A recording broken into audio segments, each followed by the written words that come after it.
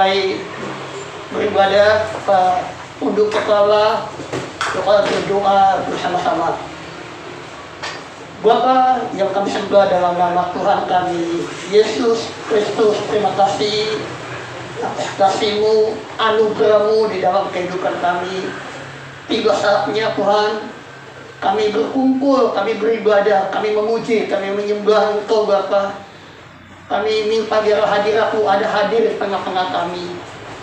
Kami percaya Tuhan, melalui ibadah IOC ini Tuhan, biarlah ada pergerakan anak-anak muda Tuhan. Mereka rindu, semakin hari semakin rindu Tuhan mengenal Engkau Bapa. Dan biarlah melalui pujian, melalui penyembahan mereka Bapa, kami percaya Engkau berkata di atas puji-pujian Bapa. Kami akan mulai ibadah kami Bapa. Urapi kami Bapa, sehingga setiap apapun yang kami bawa, setiap doa, setiap pujian yang kami bawa, semuanya berkenan di hadapan hadirat-Mu Bapa. Urapi kami Bapa, baik pemain musik Tuhan, baik pemimpin pujian, baik pemain gitar Tuhan, urapi kami semua Bapa. Dan biar setiap orang yang mendengarkan pujian, penyembahan, firman-Mu, orang semua akan diubahkan. Karena kami percaya hadirat-Mu ada bersama-sama dengan kami. Kami buka ibadah kami Bapa, dari awal sampai akhirnya hanya di dalam nama Yesus Tuhan dan Raja kami.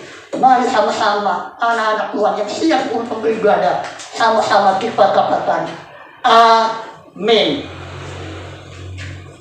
Kita bacakan Mazmur 91. Dalam lindungan Allah, orang yang duduk dalam lindungan yang maha tinggi dan bermalam dalam naungan yang maha kuasa akan berkata kepada Tuhan, tempat perlindunganku dan kubu pertahananku, Allahku yang kupercayai. Sungguh Dialah ia akan melepaskan engkau dari jerat penangkap burung, dari penyakit sampar yang busuk. Dengan ketahnya ia akan melindungi engkau, di bawah sayapnya engkau akan berlindung. Kesetiaannya ialah perisai dan pagar tembok. Engkau tak usah takut terhadap kedahsyatan malam, terhadap panah yang terbang di waktu siang, terhadap penyakit sampar yang berjalan dalam gelap, terhadap penyakit menular yang mengamuk di waktu petang. Walau 1000 orang rebah di sisimu dan 10.000 di sebelah kananmu, tetapi itu tidak akan menimpamu. Engkau hanya menontonnya dengan matamu sendiri dan melihat pembalasan terhadap orang-orang fasik. Sebab Tuhan ialah tempat perlindunganmu yang maha tinggi, yang engkau tidak usah takut terhadap kedahsyatan malam, terhadap tanah yang terbang di waktu siang, terhadap penyakit sampar yang berjalan dalam gelap, terhadap penyakit menular yang mengamuk di waktu petang. Walau 1000 orang rebah di sisimu dan 10.000 di sebelah kananmu, tetapi itu tidak menimpamu. Engkau hanya menontonnya dengan matamu sendiri dan melihat pembalasan terhadap orang-orang fasik. Sebab Tuhan ialah tempat perlindunganmu yang maha tinggi pada kau buat tempat keteduhanmu. Malapetaka tidak akan menimpa kamu, dan pula tidak akan mendekat kepada kemahmu. Sebab malaikat-malaikatnya diperintahkannya kepadamu untuk menjaga engkau di segala jalanmu. Mereka akan mendatang engkau di atas tangannya, supaya kakimu jangan terantuk kepada batu. Singa dan ular pedung akan kau langkahi. Engkau akan menginjak anak singa dan ular naga. Sungguh hatinya melekat kepadaku, maka aku akan meluputkannya. Aku akan membentengnya sebab ia mengenal namaku. Bila ia berseru kepadaku, aku akan menjawab. Aku akan menyertai dia dalam kesesakan. Aku akan meluputkannya dan memuliakannya. Dengan panjang umur akan kukenyangkan dia, dan kuperlihatkan kepadanya keselamatan daripadaku. Amin. Kita akan membacakan Pentakosta ketiga. Apa yang dimaksud dengan Pentakosta ketiga? 1. Pentakosta ketiga adalah pencurahan Roh Kudus yang dahsyat di zaman ini, yang melebihi yang terjadi di Azusa Street.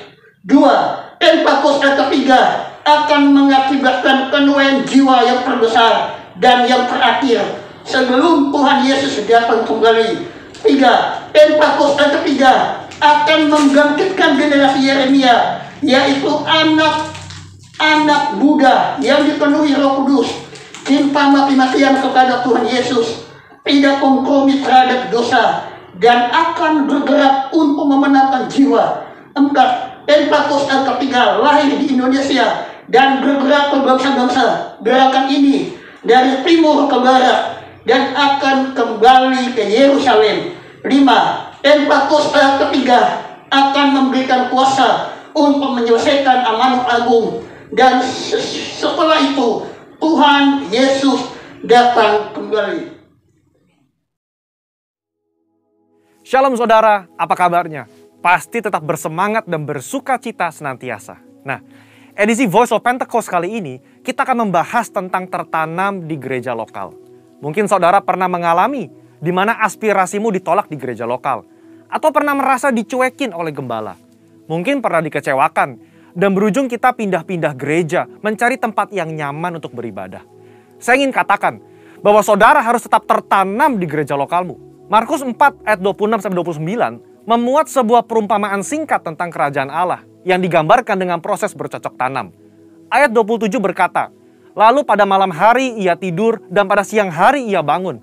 Dan benih itu mengeluarkan tunas dan tunas itu makin tinggi. Bagaimana terjadinya tidak diketahui orang itu. Setiap proses untuk bertumbuh yang dialami sebuah benih terjadi di dalam tanah. Di tempat gelap, di mana tidak seorang pun yang bisa melihat dan mengetahuinya. Demikian pula dengan setiap kita sebagai benih. Ketika kita berkomitmen untuk tertanam di gereja lokal, kita akan mengalami berbagai proses yang mungkin tidak nyaman. Dan setiap proses tersebut tidak dapat dilihat oleh orang lain. Sayangnya, banyak orang yang menyerah ketika melewati proses krusial ini. Banyak yang tergoda untuk melihat rumput tetangga yang selalu terlihat lebih hijau dibandingkan rumput di rumah sendiri. Ingat, yang terlihat oleh mata kita hanyalah hasil akhirnya yang sudah tampak baik. Sementara yang tidak kita lihat adalah proses yang juga dialami oleh rumput tetangga ketika baru disemai dan masih di dalam tanah. Di era pandemi COVID-19 ini, di mana kita harus beribadah secara virtual, semua gereja berlomba-lomba dalam menyajikan konten yang terbaik, display yang estetik, musik yang menarik, dan kemampuan editing yang kekinian. Dalam sebuah survei yang dilakukan oleh Barna Research pada bulan Juli 2020, mengenai kehadiran jemaat lintas generasi dalam ibadah virtual di masa pandemi, 40% dari generasi baby boomer memutuskan untuk tetap tertanam di gereja lokal, 31% dari generasi X, dan hanya 30% dari generasi milenial yang tertanam di gereja.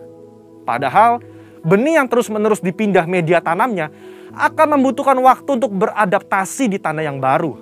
Dan tak jarang, benih itu akan mati dan tidak dapat berbuah lagi. Yohanes 15 ayat 2 menuliskan, setiap ranting padaku yang tidak berbuah dipotongnya, dan setiap ranting yang berbuah dibersihkannya, supaya ia lebih banyak berbuah. Tuhan menginginkan pertumbuhan dari sebuah benih, dan agar benih tersebut dapat berbuah lebat kelak. Tentu saja, hal ini tidak dapat terjadi jika benih tersebut kerap dipindah-pindahkan. Jika kita tidak tertanam di gereja lokal, maka kita tidak dapat mengalami pertumbuhan yang sempurna. Bahkan tanpa kita sadari, kita bisa mengalami kematian rohani. Kita tidak dapat menikmati buah yang seharusnya dapat kita hasilkan apabila kita tertanam di gereja lokal. Lalu, apa hal-hal yang dapat terus mendorong kita untuk tetap tertanam di gereja lokal? Yang pertama, mengubah perspektif kita. Sekali lagi, ketika sebuah benih ditanam, ia diletakkan di dalam tanah yang gelap dan tak terlihat. Di situasi seperti inilah, perspektif kita harus dirubah. Ditanam sebagai benih atau dikubur seperti jenazah. Faktanya, di dalam tanah itu mungkin ada rasa kesepian. Tidak dilihat orang. Seakan-akan tidak ada jalan keluar. Saudara, kita bukan sedang dikubur, melainkan kita sedang ditanam. Jika kita berpikir bahwa kita sudah dikubur, maka tidak ada lagi pertumbuhan yang dapat kita alami. Namun ketika kita mengubah perspektif bahwa keadaan yang saat ini kita alami di dalam tanah adalah karena kita sedang ditanam, maka kita akan terus bertumbuh hingga waktunya benih tersebut akan tampak di atas tanah dan menghasilkan buah. saudara sedang ditanam dan bukan dikubur. Kedua, jalani proses. Proses adalah bagian terpenting dari perjalanan hidup setiap manusia, di mana manusia dibentuk lewat hal-hal yang sulit agar menjadi semakin baik dan semakin kuat di kemudian hari. Alkitab berulang-ulang menggambarkan hidup manusia bagaikan tanah liat di tangan tukang periuk.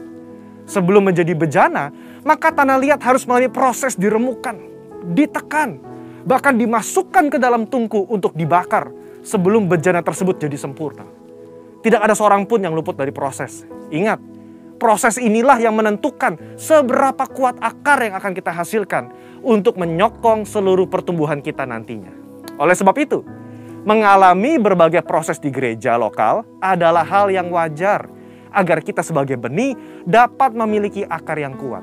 Dalam proses itulah Tuhan sedang membentuk karakter kita agar semakin serupa dengan Kristus. Yang ketiga, berhenti membanding-bandingkan. Kita tahu cerita tentang Lea yang selalu merasa tidak dicintai oleh suaminya Yakub, karena Yakub lebih cinta kepada Rahel, istri keduanya. Pada saat itu, Lea melahirkan 3 anak laki-laki bagi Yakub, sementara Rahel mandul. Lea yang terus-menerus membandingkan cinta dari Yakub kepada Rahel merasa sedih, tertekan, kesepian, sampai ia mencurahkan perasaannya lewat arti nama yang diberikan ke 3 anaknya. Kalau Lea terus-menerus membandingkan dirinya dengan Rahel, ia tidak dapat melihat berkat yang diberikan Allah kepadanya, yaitu anak-anak yang dikaruniai. Sama seperti kisah Lea, ketika kita sibuk membanding-bandingkan, kita tidak bisa melihat berkat yang telah Allah sediakan. Dalam konteks ini, ketika kita terus membanding-bandingkan gereja lokal kita, pemimpin kita, rekan sepelayanan kita dengan gereja orang lain, kita tidak dapat melihat berkat dan tujuan yang telah Allah tetapkan ketika Ia menempatkan kita di gereja lokal kita saat ini. Keputusan yang paling tepat bagi sebuah benih adalah untuk tetap tertanam di mana ia ditempatkan. Sebagai benih yang ditanam di gereja lokal, mari ubah perspektif kita bahwa kita sedang ditanam dan bukan dikubur. Jalani proses dengan ucapan syukur dan berhenti membanding-bandingkan. Maka pada waktunya kita akan bertumbuh dan berbuah lebat, sehingga buah tersebut dapat kita nikmati dan juga dinikmati oleh orang lain.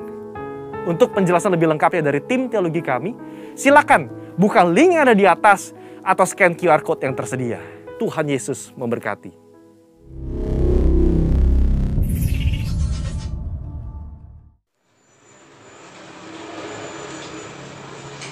Shalom teman-teman, apa kabarnya hari ini? Mari sama-sama teman-teman, kita satukan hati kita akan berdoa, kita akan memuji Tuhan. Mari kita angkat pujian kita, katakan tak terukur. Aku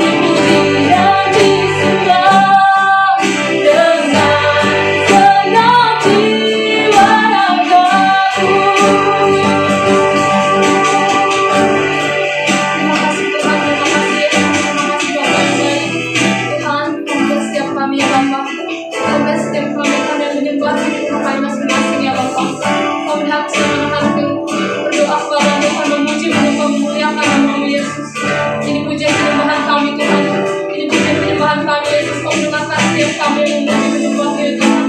Kau layakkan kami ya Bapa, Kau layakkan puji penyembahan kami Yesus. Terima kasih Bapa, terima kasih Yesus, terima kasih Bapa.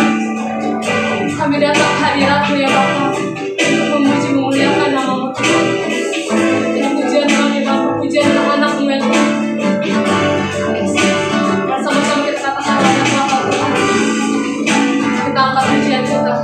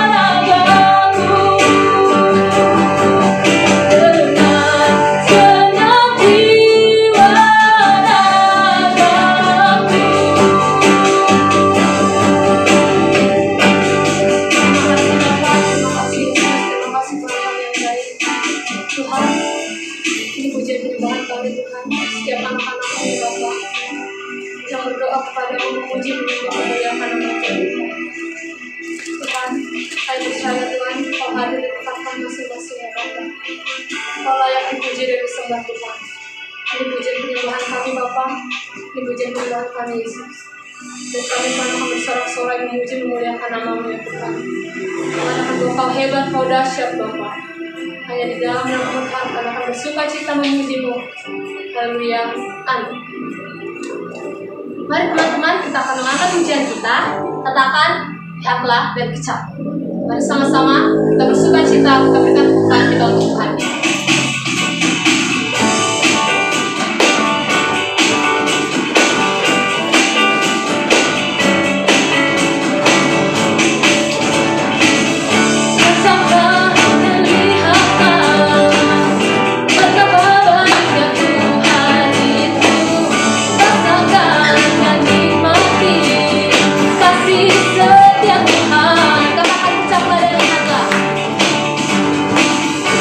Katakan,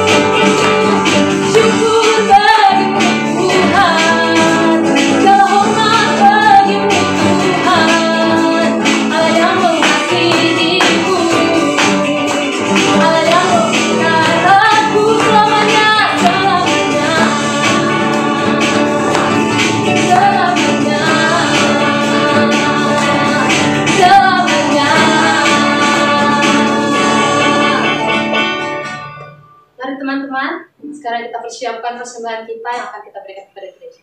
Mari kita bersatu dalam doa. Terima kasih Bapa, terima kasih Yesus, terima kasih Roh Kudus. Tuhan, kami telah memuji, memuliakan nama-Mu Bapa. Dan sekarang kami akan memberikan persembahan kami. Tuhan, kiranya Kau berkati setiap tangan kami yang memberikan ya Bapa. Tuhan, ini persembahan kami, kiranya Tuhan berharga di mata-Mu ya Bapa. Kami memberi dengan sukacita hanya di dalam nama Tuhan. Kami berdoa, haleluya, amin. Mari kita angkat pujian, kita katakan Tuhan Kau memuliakan.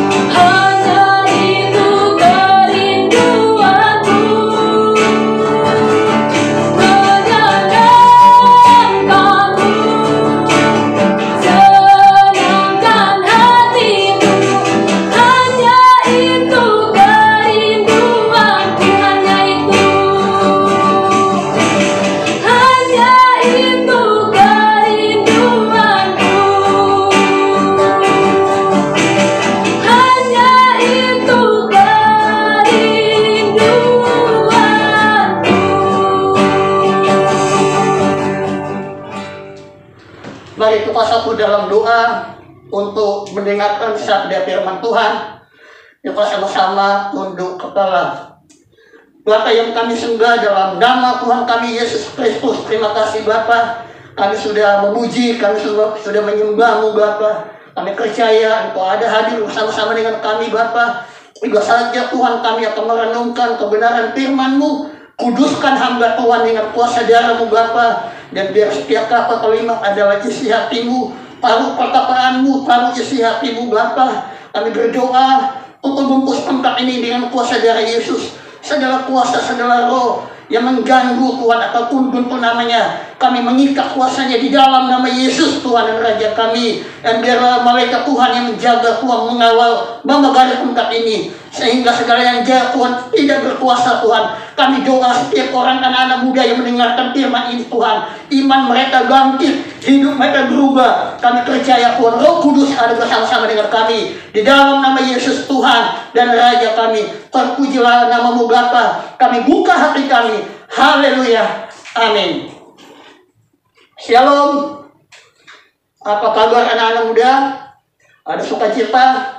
Hari ini kita belajar firman Tuhan, yaitu terambil dalam Kisah Rasul 1.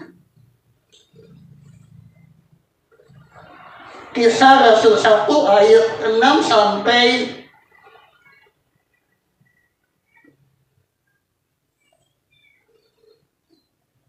Kisah Rasul 1 ayat 6 sampai 11. Demikian bunyi firman Tuhan.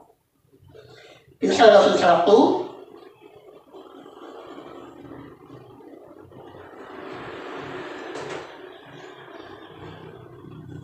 saya bacakan firman Tuhan untuk anak-anak ILC.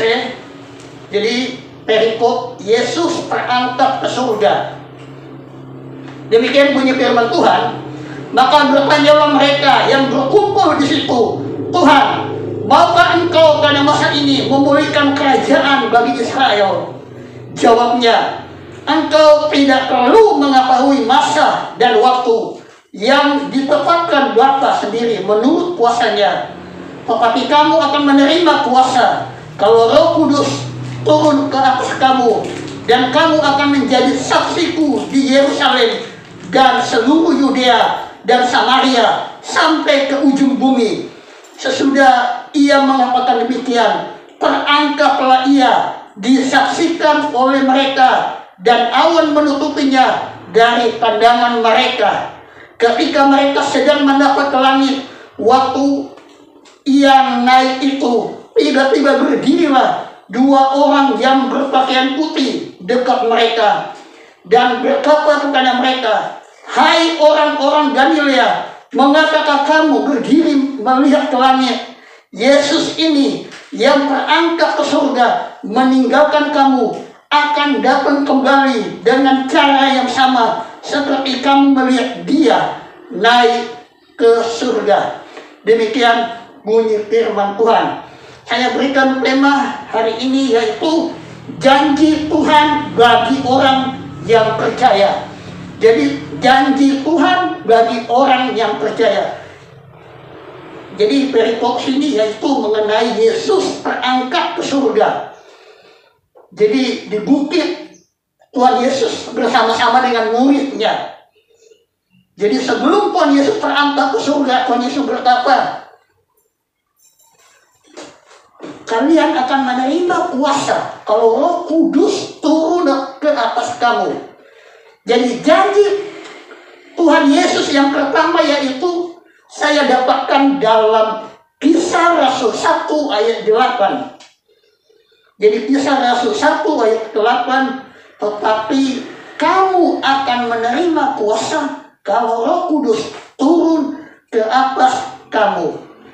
Jadi Kisah Rasul 1 ayat 8a, janji Tuhan Yesus kepada orang percaya yaitu menerima kuasa kalau Roh Kudus turun ke atas kamu. Jadi ketika kita sebagai orang percaya, anak-anak muda, yakinlah di dalam hidupmu ada Roh Kudus yang berdiam di dalam hidup kita, sehingga dimanapun kita berada, Roh Kudus itu yang memimpin kita di dalam kebenaran, yang mengingatkan kita ketika kita berbuat salah. Ketika kita membuat kesalahan, Roh Kuduslah yang memimpin kita, mengingatkan hidup kita.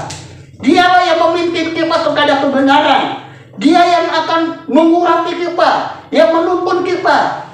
Dulu kita misalkan dalam pelayanan berdoa, tidak bisa berdoa. Roh Kuduslah yang mengajar kita, sehingga kita bisa berdoa, kita bisa melayani Tuhan, kita bisa melakukan pekerjaan Tuhan. Itu bukan karena kita, tetapi karena Roh Kudus yang mengajar, yang menuntun kita, sehingga kita mampu melakukannya karena Roh Kudus ada bersama-sama dengan kita. Makanya firman Tuhan ini berkata, kamu akan menerima kuasa. Kita berbeda dengan orang-orang dunia. Kita adalah anak-anak Tuhan. Tuhan yang memilih kita. Maka firman Tuhan ini, kamu akan menerima kuasa kalau Roh Kudus turun ke atas kamu. Sekarang ini kuasa yang Tuhan beri apa? Mengampuni. Tidak mudah kita mengampuni ketika teman kita melakukan kesalahan di dalam hidup kita, menurut kita. Untuk dapat mengampuni itu tidak mudah. Apalagi kesalahan yang dilakukan oleh diri kita sendiri, penyesalan. Tetapi di sini firman Tuhan berkata, kamu akan menerima kuasa. Bukan dengan kemampuanmu, tetapi karena kemampuan ada kuasa di dalam hidupmu. Roh Kudus yang ada dalam hidupmu, sehingga engkau mampu untuk mengampuni. Bukan karena kekuatan, bukan karena pemikiran manusia, tetapi karena Roh Kudus ada dalam hidupmu. Tidak mudah untuk mengampuni orang, tidak mudah untuk menerima nasihat orang, apalagi dalam pelayanan. Mau dituntun, apalagi dalam pelayanan orang merasa dirinya, misalkan dia lebih muda, menuntun kita yang lebih tua. Apalagi kalau merasa diri kita lebih dari orang lain. Tetapi dalam firman Tuhan sini berkata, kamu akan menerima kuasa. Mau dituntun, mau diajar, mau dipimpin. Sehingga apa? Kita mempunyai roh yang luar biasa. Karena Yesus ada bersama-sama dengan kita. Makanya sebelum Yesus naik ke surga, dia berkata, kamu akan menerima kuasa. Dan kuasa itu ada dalam hidup kita. Untuk menerima kuasa itu kita harus aktif. Kita harus melayani Tuhan. Kita harus benar-benar mengerti kehendak Tuhan di dalam kehidupan kita. Melalui apa? Melalui firman Tuhan, melalui pelayanan. Terlebih-lebih anak-anak muda yang sudah melayani Tuhan. Terus, apapun hambatan,mu, apakah di dalam sekolahmu, mungkin di tengah-tengah sekolah ada orang-orang yang sering menyisihkan kita. Kenapa? Kita mempunyai iman yang berbeda. Sering mereka membuli kita, sering mereka berkata, kamu kan pengikut Yesus. Tapi percayalah, di dalam hidupmu ada kuasa. Dia yang akan memberikan kita ketenangan hidup. Dia memberikan kita hikmat, sehingga apa yang kita lakukan tidak menyakiti orang lain. Malah kita memberkati, malah kita mengucapkan hal-hal yang luar biasa di luar daripada pemikiran kita. Karena Roh Kudus yang menuntun hidup kita.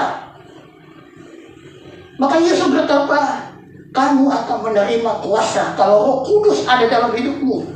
Ketika kamu ditekan, ketika kamu diremehkan, ketika kamu tidak diperhitungkan, Yesus ada bersama-sama dengan kamu. Dia akan memperhitungkan apa yang engkau kerjakan di dalam dia. Terus maju melayani Tuhan. Terus lakukan apa yang terbaik. Lakukan terus maju. Tuhan menyertaimu. Sama seperti saudara akan melihat bagaimana bangunan yang besar. Mereka membangun dari pondasi. Pondasi kita adalah dasar kita adalah Yesus. Tetaplah bangun. Sehingga engkau akan melihat penyertaan, kemuliaan Tuhan akan nyata. Apa yang engkau kerjakan di dalam Tuhan Yesus, apa yang engkau imani dalam Yesus, semuanya akan terjadi. Masa depanmu akan diberkati. Masa mudamu diberkati. Karena Yesus ada bersama-sama dengan engkau. Roh Kudus ada bersama-sama dengan engkau. Haleluya. Janji Tuhan yang kedua saya dapatkan dalam Kisah Rasul 1 ayat 8b.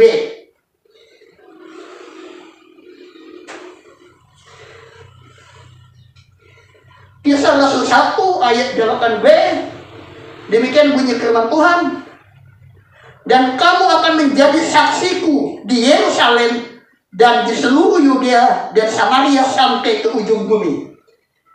Jadi ketika kita menerima kuasa, kita menerima kebaikan Tuhan di dalam hidupmu, dan kita tidak bisa melayani sampai kita bisa melayani. Dari dulu kita pemalu, tidak bisa melayani, sudah tahu melayani, sudah tahu berdoa, bahkan bisa mimpin ujian, bahkan bisa mengajar.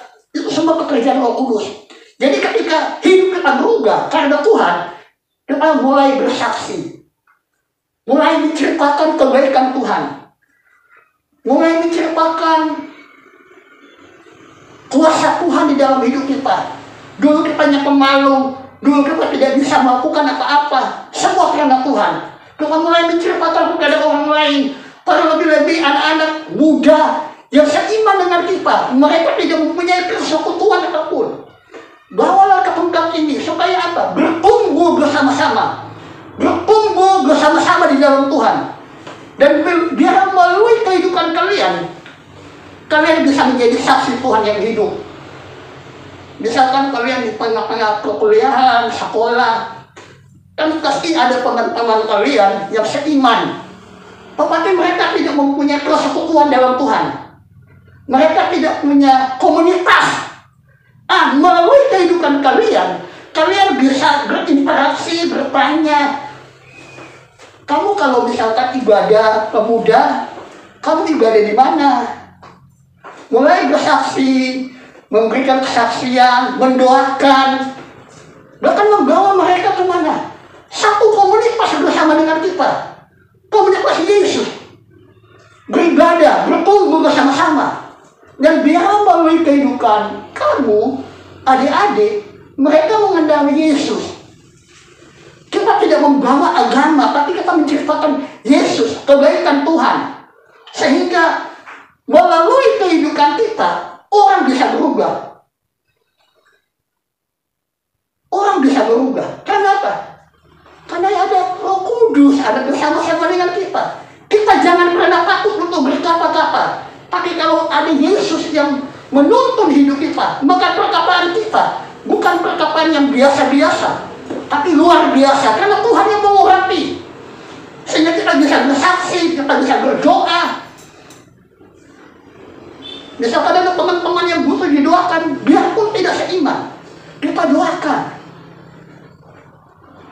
Tapi jangan pernah membawa mereka untuk menjadikan, untuk bilang, ayo menjadi orang. Jangan. Kita menceritakan Yesus. Kita menceritakan kebaikan Tuhan dalam hidup kita. Menjadi saksi Tuhan yang hidup. Sehingga melalui kehidupan adik-adik, kalian adalah anak-anak muda akan dipakai. Kalau kita bacakan Pentakosta, di Pentakosta ini penjelasan yaitu mengenai generasi Yeremia. Anak-anak muda yang dipenuhi oleh Roh Kudus, cinta mati-matian kepada Tuhan Yesus, dan tidak kompromi terhadap dosa, dan akan bergerak untuk memenangkan jiwa. Jadi setelah kita sudah menerima kuasa, ayo bergerak. Ada teman-teman punya nomor WA, teman-teman sekolah yang seiman, ayo bawa bersekutu bersama-sama kita di gereja ini. Karena gereja ini adalah wadah di mana semua anak-anak Tuhan, supaya mereka bisa mendengarkan kabar baik, kabar sukacita, kabar Yesus yang mengubahkanmu, yang dulu kamu tidak bisa menjadi bisa. Berikan kesaksian, berikan kata-kata supaya mereka bisa terbangun imannya. Doakan mereka, apalagi kalau mereka tidak ada persekutuan, doakan mereka. Tulis nama-nama mereka, doakan mereka. Supaya apa? Mereka sama seperti kita, bisa mendengarkan kebaikan Tuhan. Ada amin. Jadi menceritakan. Sekarang ini di media sosial, penginjilan itu bergeraknya untuk memberitakan Yesus melalui pujian. Melalui pujian. Melalui pujian. Misalkan sekarang itu lagi viralnya di TikTok. Itu kita sebagai anak-anak muda harus kreatif untuk memberitakan firman Tuhan. Kita tidak mengajak orang untuk masuk Kristen, tapi kita menceritakan firman Tuhan. Jadi sekarang itu di TikTok itu lagi terkenalnya yaitu pujian. Tuhan Yesus tidak berubah. Jadi kalian anak-anak muda mesti kreatif. Jadi penginjilan itu bukan hanya sekedar di depan mimbar kita menceritakan firman Tuhan, tapi melalui pujian, melalui jari jemari kita di media sosial. Ya anak-anak muda kan jago ngedit, udah ngedit. Misalkan pujian itu bentuk dari penginjilan, bentuk dari kesaksian, pujian penyembahan. Orang-orang merasa diberkati, tapi dia putar pujiannya. Kayak kemarin itu di TikTok itu, Tuhan Yesus tidak pernah berubah itu, kalau nggak salah itu view-nya itu banyak banget, itu jutaan harganya. Semua, biarpun orang-orang yang tidak seiman, mereka mendengarkan, merasa diberkati. Makanya sekarang ini di era akhir zaman ini, Tuhan akan memakai anak-anak muda. Tapi pertanyaannya, kalian mau nggak dipakai? Tapi saya percaya, sebagai generasi Yeremia, anak-anak muda brand presiden, kalian akan dipakai secara luar biasa melalui wadah ini. Karena ada beberapa fasilitas yang kalau mendukung kalian untuk maju, baik dalam musik, dalam Inggris, itu akan mendukung. Supaya apa? Karena kalau semakin banyak, kalian bisa mengajarkan orang. Ketika kalian bisa mengajarkan orang, kalian bisa membawa jiwa-jiwa baru. Perkenalkan gereja kita, perkenalkan kesekutuan kita. Yuk, di tempat kita berbeda. Kamu kan punya bakat di musik. Di tempat kami itu ada, kalau mau main musik, ayo sama-sama.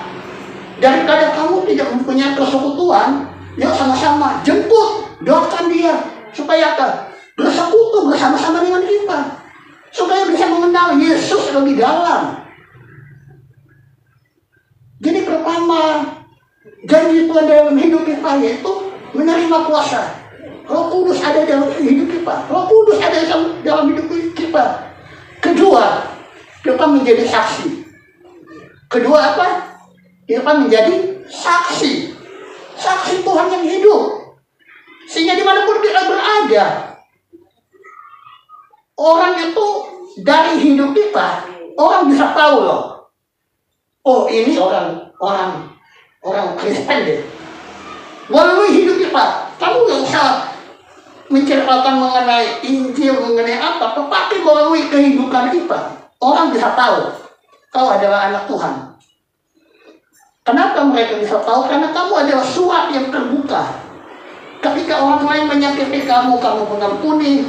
Ketika orang merendahkan kamu, kamu juga mendoakan dia lebih baik lagi. Kita berbeda. Sehingga ketika dimanapun kamu berada, kemuliaan Tuhan pasti ada bersama-sama dengan engkau.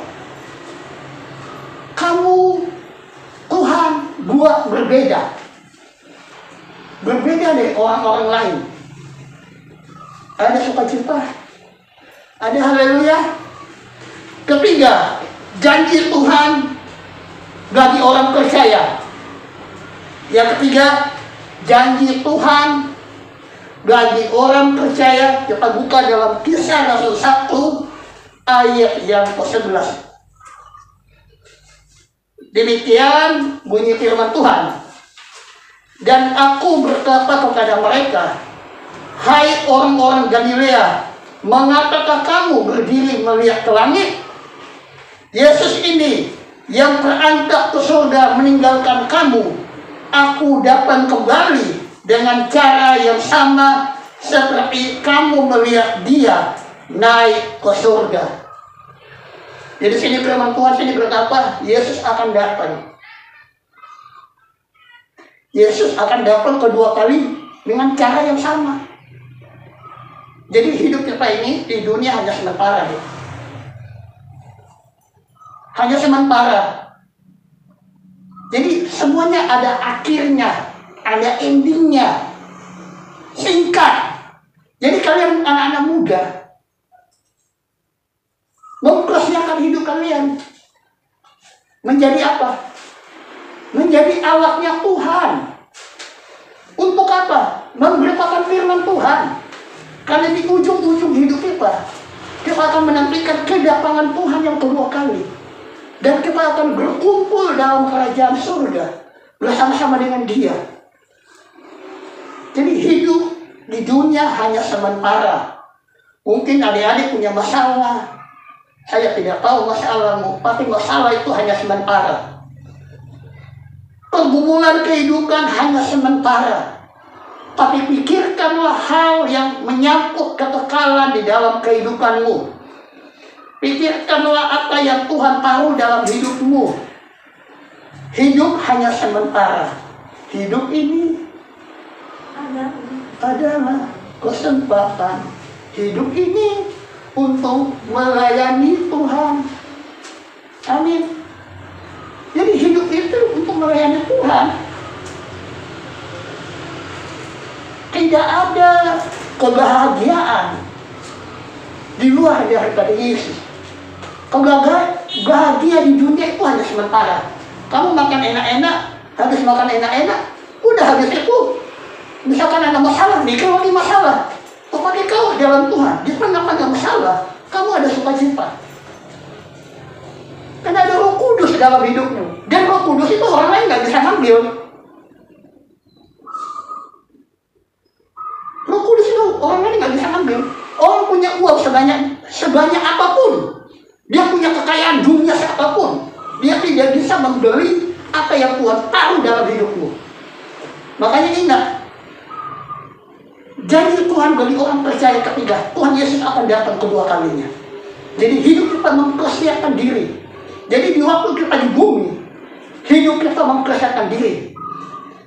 Jadi janji pertama yang Tuhan melalui firman Tuhan Kisah Rasul 1 ayat 6 sampai 11, janji Tuhan bagi orang percaya yaitu pertama, menerima kuasa kalau Roh Kudus turun atas kamu. Dan saya yakin anak-anak muda, Grand Presiden, sudah menerima kuasa, sudah menerima Roh Kudus ada di dalam hidupmu. Kedua, menjadi saksi. Ingat, kalian sudah melayani Tuhan, kalian sudah melakukan yang terbaik.